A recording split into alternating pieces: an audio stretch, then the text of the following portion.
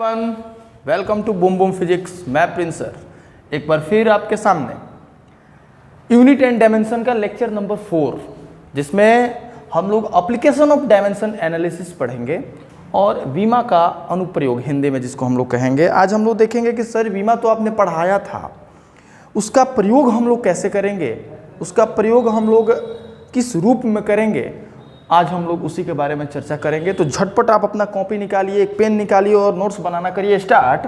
अभी हम लोग पढ़ेंगे वीमा का अनुप्रयोग में। देखो अनुप्रयोग में पहला नंबर जो अनुप्रयोग है हमारा, पहला नंबर जो हमारा एप्लीकेशन है वो क्या कर सकते हैं, we use dimension to check the correctness of any physical equation, to check the correctness of any physical equation। अब देखो जरा हिंदी में, हिंदी वाले ना खुश ना होइएगा भाई, सबको साथ साथ लेके चलना है, लेके भी चलेंगे। किसी भौतिक समीकरण की सत्यता की जांच करने में, सत्यता की जांच करने में देखो हम लोग कर क्या सकते हैं कि एक कहानी छोटा सा हम बताते हैं। जैसे मान लो कि एक प्रोफेसर है और वो प्रोफेसर एक फिजिक्स का किताब लिखता है, उसने लिख डाला। लिखने के बाद वो एक अपना असिस्टेंट रखता है, वो असिस्टेंट को वो किताब देता है, बोलता है कि थोड़ा तुम इसको चेक कर लो। तुम ये बताओ वो असिस्टेंट से क्या चेक करने के लिए बोला होगा, क्या थियरी उसमें चेक करने के लिए बोला होगा कि देखो तो मैंने कोई थियरी ऐसा तो नहीं लिखा ना जो गलत है, ये तो नहीं बोला होगा, क्योंकि असिस्टेंट तो कम ही जानता होगा ना उससे। वो ये बोला होगा उससे कि आप एक काम करो, आप इसमें देखो कहीं स्पेलिंग मिस्टेक तो नहीं है, आप ये देखो कहीं पे मैंने कोई पेज खाली तो नहीं छोड़ दिया, या फिर ऐसे सिंपल जो कवर अप ऊपर से किया जा सके वैसा ही चेक वो कर सकता है असिस्टेंट। यहां पे भी कहानी कुछ वैसी ही है। कंप्लीटली इक्वेशन का चेक तो आप नहीं कर सकते, बट सिंपल हम डायमेंशनली चेक कर सकते हैं, हम वीमा की दृष्टि से वो समीकरण सही है कि नहीं है। देखो कैसे, कल जो मैंने आपको पढ़ाया था प्रिंसिपल ऑफ होमोजेनिटी, समरूपता का सिद्धांत, उसी पे बेस्ड होगा। जैसे मान लो एक क्वेश्चन आपसे दे दिया, एस बराबर U T plus half A T square. आप इसको चेक करें और चेक करके बताएं कि जो दिया हुआ समीकरण है वो सही है कि नहीं है।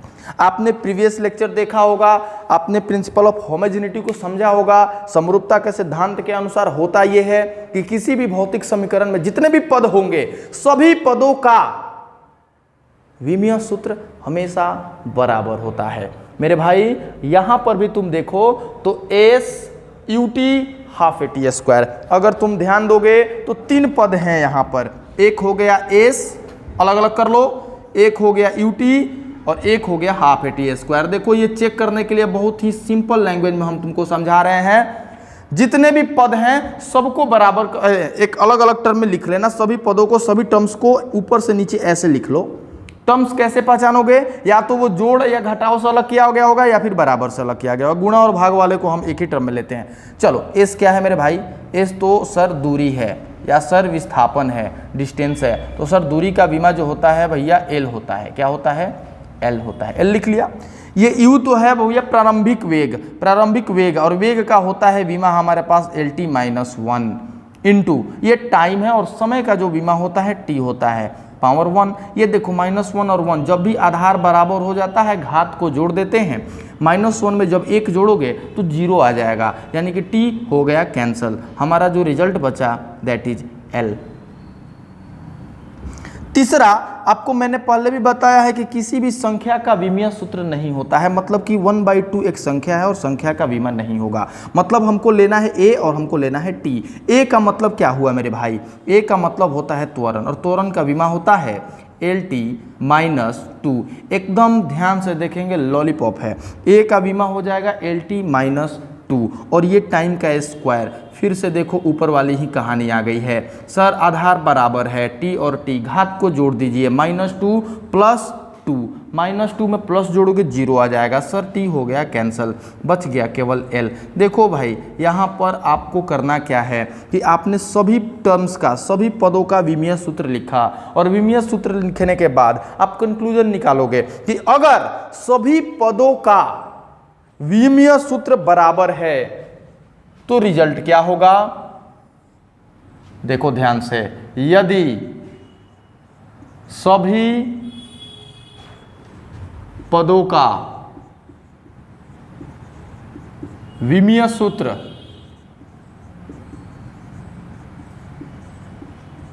समान है, विमीय सूत्र क्या है, समान है, तो ध्यान देना समीकरण सत्य है। तो समीकरण क्या है, सत्य है। अगर इनमें से एक टर्म का भी अगर अलग आ जाता तो समीकरण सही नहीं होता। चलो ना एक और बात करते हैं, अन्यथा असत्य है, मतलब गलत है। चलो एक क्वेश्चन देखते हैं भाई, वी स्क्वायर बराबर यू स्क्वायर प्लस 2as। सब लोग फॉर्मूला पढ़े होंगे ये। चलो चेक करते हैं विमीय दृष्टि से ये सत्य है कि नहीं है। कितने पद है भाई, तो फिर से पदों को लिख लो, v का स्क्वायर, u का स्क्वायर, 2as। देखो हमारे पास 3 पद आ गए मेरे भाई। ये v क्या होता है, अंतिम वेग। v को क्या कहते हैं, अंतिम वेग, फाइनल वेलोसिटी। अंतिम वेग का फॉर्मूला हो जाएगा LT - 1 का स्क्वायर। नहीं, क्योंकि v का हो गया LT - 1, v का स्क्वायर है, इसका भी स्क्वायर दो। तो स्क्वायर जब करोगे तो आएगा L2 और यहाँ होगा T - 2। चलो एक का आ गया। u तो जो होता है उसको बोलते हैं हम लोग प्रारंभिक वेग। प्रारंभिक वेग को इंग्लिश में इनिशियल वेलोसिटी कहा जाता है। भाई फाइनल वेलोसिटी हो और चाहे इनिशियल वेलोसिटी हो, दोनों का विमा एक ही होता है और वो होगा LT - 1। इसका भी स्क्वायर करना पड़ेगा क्योंकि इसका स्क्वायर दिया हुआ है। जब स्क्वायर करोगे तो L का स्क्वायर L स्क्वायर और T का -1 है तो इसका -2। देखो भाई इसका विमा आ गया, इसका भी विमा आ गया, नीचे बचा हुआ है 2as। एक बात बताओ, फिर से 2 आ गया, संख्या है कोई विमा नहीं होगा, ध्यान दीजिएगा इस बात को। 2 संख्या है, संख्या का विमा नहीं होता है, बार बार बोल रहे हैं। a क्या है सर, त्वरण है, त्वरण का विमा हो जाएगा LT - 2। और ये देखो मेरे भाई ये s है, s को दूरी कहेंगे और दूरी का विमा हो जाएगा L। मेरे भाई देखो ना L1 और यहाँ L1 दोनों मिलकर हो गया L2। क्या हो गया, L2 और पावर T - 2। वेरी सिंपल, कोई दिक्कत नहीं है। अब आप क्या देख रहे हो कि सर ये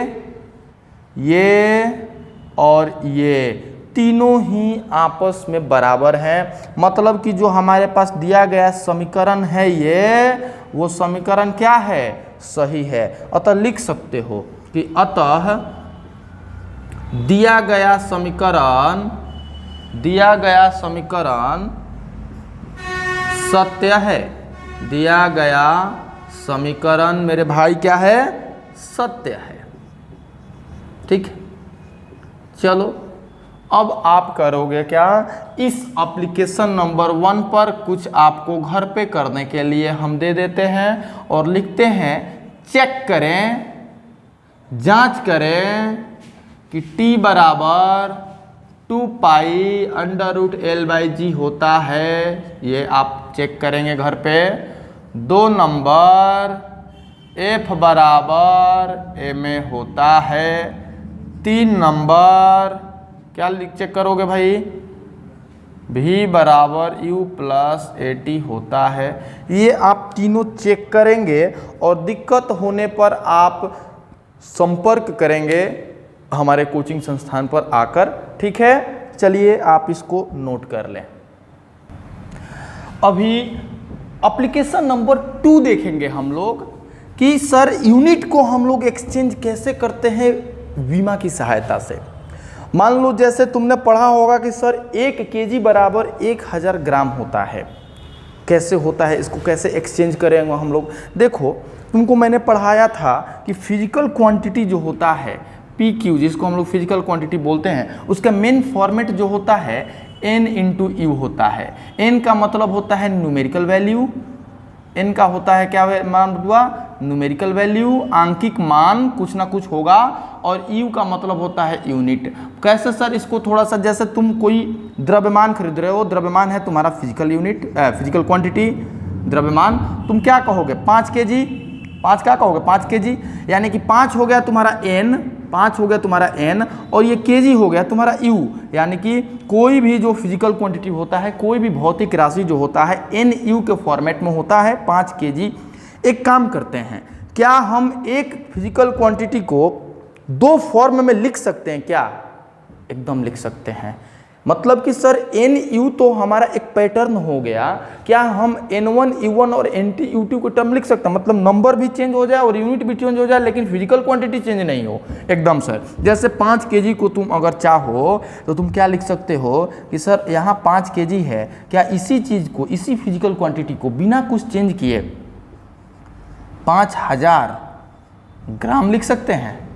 एकदम लिख सकते हैं। देखो नंबर भी चेंज हो गया, यूनिट भी चेंज हो गया, लेकिन फिजिकल क्वांटिटी में कोई चेंज नहीं हुआ। बबुआ ये तुम्हारा हो गया, ध्यान देना, N1, और ये तुम्हारा हो गया U1, ठीक है, ये क्या हो गया N1, ये हो गया U1, और ये आपका हो गया N2, और ये हो गया आपका U2। मतलब तो साफ है मेरे बताने का यहाँ पर कि सर किसी फिजिकल क्वांटिटी को अगर आप चाहें तो ऐसे भी लिख सकते हैं, N1 U1 equal to N2 U2, लिख सकते हैं कि नहीं लिख सकते हैं मेरे भाई? एकदम लिख सकते हैं। हमको अब करना क्या है, सवाल सर कैसे पूछेगा, तुमसे दे देगा कि 5 kg बराबर कितना ग्राम, सवाल ऐसे रहेगा कि 5 kg बराबर कितना ग्राम, मतलब कि मेरे भाई तुमको N1 दे दिया है, तुमको U1 दे दिया है, इस तरफ तुमको U2 भी दे दिया, लेकिन N2 को कर दिया है गायब, और तुमसे बोल रहा है कि N2 ही बताइए, और आपको N2 को कैलकुलेट करना है कि N2 कितना आएगा, उसी के बारे में हम बात करेंगे। चलिए अभी क्या करते हैं, यहाँ से मैंने ले लिया N1 U1 equal to N2 U2। चल भैया ध्यान देना, तुमको N1 दिया रहेगा, U1 दिया रहेगा, U2 दिया रहेगा, कैलकुलेट कौन करना है, N2। चलो ये बताओ, जो यूनिट होते हैं, जो मात्रक होते हैं, वो किस में होते हैं? M के टर्म में होता है, L के टर्म में होता है, T के टर्म में होता है, बाकी चीज़ें तो ज़्यादा यूज में नहीं आती हैं। हम उसी 3 को लेके चलते हैं। एक बात बताना, N1 के जगह पे N1 रहने देते हैं, यूनिट के जगह पे हम M1 लिख दें, मान लो kg होगा तो M1 लिख दिए, पावर भी kg का कुछ हो सकता है। एक काम करो ना, आप U1 के जगह पे M का पावर A दे दो, लेंथ के टर्म में भी हो सकता है, तो अब तुम क्या करो कि यहाँ पर L1 ले लो और L1 का पावर B दे दो। फिर देखो टाइम के टर्म में भी हो सकता है, T1 ले लो, पावर क्या दे दो, C। मतलब कि U1 के जगह पे यूनिट में इतना में से कोई भी हो सकता है, पावर उनका कुछ भी हो सकता है, दिक्कत नहीं लेना। चलो N2 U2 के जगह पे बस केवल यहाँ 2 कर देना है, पावर सेम छोड़ दो। बस करना क्या है, देख भाई M2 का पावर A, यहाँ पे देखो भैया L2 का पावर B, और यहाँ पर देखो भाई T2 का पावर कितना, C। बहुत खूबसूरत यहाँ पर तुम्हारा आ गया। अब देखो तुमको कैलकुलेट क्या करना है, N2। चलो ना N2 को कैलकुलेट करते हैं। अगर N2 निकालना होगा तो इन सब को भेजना पड़ेगा नीचे। देखो करेंगे कैसे, N2 इक्वल टू N1 का N1 ही रह जाएगा, M1 और M1 को एक साथ लाओ तो देखो हो जाएगा तुम्हारा M1 बाई M2 का पावर कितना, A। L1 L2 को एक साथ लाओ, L1 बाई L2 का पावर B, और यहाँ ले लो T1 बाई T2 का पावर C। ये देख भाई तुम्हारा एक खूबसूरत सा फॉर्मूला आ गया, और इसकी सहायता से तुम कोई भी यूनिट का एक्सचेंज कर सकते हो किसी दूसरे में। सर क्वेश्चन कराइए, देखो क्वेश्चन बहुत मज़ेदार कराएंगे, सिंपल से लेकर थोड़ा आगे तक जाएंगे। देखो मान लो तुम्हारे पास है कि सर 10 kg मीटर प्रति सेकंड, 10 केजी मीटर प्रति सेकंड। आप सर इसको चेंज करके बताइए ग्राम सेंटीमीटर प्रति सेकंड कितना होगा यहाँ पर। देखो बहुत सिंपल है और बहुत आसान से हम लोग इसको लेके चलेंगे। देखो तुमको क्या क्या निकालना है, दे दिया है यहाँ पर केजी मीटर प्रति सेकंड और सामने जो है तुमको कितना ग्राम सेंटीमीटर प्रति सेकंड। देखो पहले m1 m2 सेलेक्ट कर लो। ये देखो तुम्हारा m1 के जगह पे दे दिया है कितना केजी, देखो तुम्हारा L1 के जगह पर दे दिया कितना मीटर, देखो तुमको T1 के जगह पर दे दिया कितना सेकंड। Very good. यहाँ पे आ जाओ, तुमको M2 कितना दे दिया है ग्राम, तुमको L2 कितना दे दिया है सेंटीमीटर, तुमको T2 कितना दे दिया है सेकंड। Very good. देखो M1 M2 निकल गया, L1 L2 निकल गया, T1 T2 निकल गया। भैया A B C नहीं निकला। A B C को निकालने के लिए हम लोग अब बात करेंगे कि सर A B C का वैल्यू कैसे निकलेगा। यहाँ देखते हैं, यहाँ लाइट नहीं आ रहा है, इधर लिख सकते हैं। चलो अब देखो थोड़ा ABC की वैल्यू कैसे निकालेंगे। सर बस इसी में से किसी एक को पकड़ लो ना, तुम पकड़ लो जरा, केजी मीटर प्रति सेकंड। अगर तुम चाहो तो इसको लिख सकते हो ऐसे, क्या KG meter second inverse. KG का पावर कुछ नहीं है तो क्या है वक्त एक है, m का पावर कुछ नहीं है तो क्या है एक है। अब देखो तो जरा मास का पावर कितना होता है मेरे भाई a होता है और मास का पावर यहाँ कितना है केजी, केजी का पावर कितना एक, तो a बराबर तुम्हारा आ गया एक। देखो ऐसे निकालेंगे। मीटर मतलब लेंथ, लेंथ का पावर कितना है b, तो यहाँ लेंथ का पावर 1, b बराबर कितना हो गया तुम्हारा एक। सेकंड का पावर कितना, टाइम का पावर c और यहाँ सेकंड का -1, c बराबर कितना मेरे भाई -1। बहुत आराम से तुम्हारा ए बी और सी का वैल्यू भी आ गया। अब इस फार्मूला को पकड़ेंगे और इस फार्मूला को पकड़ने के बाद इसमें हम लोग सब कुछ को पुट करते हैं। चलो आ जाओ, दिक्कत नहीं है, यहाँ आ जाओ। N2 इक्वल टू मेरे भाई N1 M1 बाई M2 का power A, L1 by L2 का power B, T1 by T2 का power C। Okay. N2 equal to N1 कितना है, N1 कितना है, N1 कितना है, N1 10 है। N1 कितना है भाई, N1 तो है हमारा 10। चलो 10 लिखो, 10 लिखो, 10 लिखो, 10। M1 M1 M1 M1 M1 कितना है केजी है, केजी है, केजी है। लिखो लिखो केजी लिखो। M2 M2 M2 M2 M2 M2 ग्राम है, ग्राम है, ग्राम लिखो। पावर A कितना है बबुआ, एक है, एक लिख दो। L1 के जगह पर जरा ध्यान देना, L1 है तुम्हारा मीटर, L1 कितना मीटर और L2 है सेंटीमीटर, तो M1 के जगह पे मीटर, L1 और L2 के जगह पे सेंटीमीटर। पावर हो गया भैया एक। T1 भी सेकंड है और T2 भी सेकंड है, पावर हो गया -1। देखो क्लियर। N2 का N2 10 का 10 केजी है मेरे भाई। केजी को ग्राम में बदल दो, 1000 ग्राम लिख दो, नीचे रहा ग्राम हमारा, पावर हो गया एक। ग्राम से ग्राम हो गया खत्म। मीटर को तुम करो, 100 सेंटीमीटर होता है, नीचे हो गया सेंटीमीटर, पावर हो गया एक। सेंटीमीटर से सेंटीमीटर भी खत्म। अब देखो भाई सेकंड से सेकंड खत्म है, कट गया। एक का पावर कुछ भी लिखो एक ही आएगा, कोई दिक्कत, कोई दिक्कत। अब देखो 10 का 10 गुना 10 का पावर 3, क्योंकि 10 पर 3 को 0 है ना, और 10 का पावर 2, यानी कि 10 का पावर 3 और 2 5 और 5 और 1 6। N2 तो तुम्हारा आ गया। तुम चाहो तो आराम से यहाँ N2 को पुट कर सकते हो।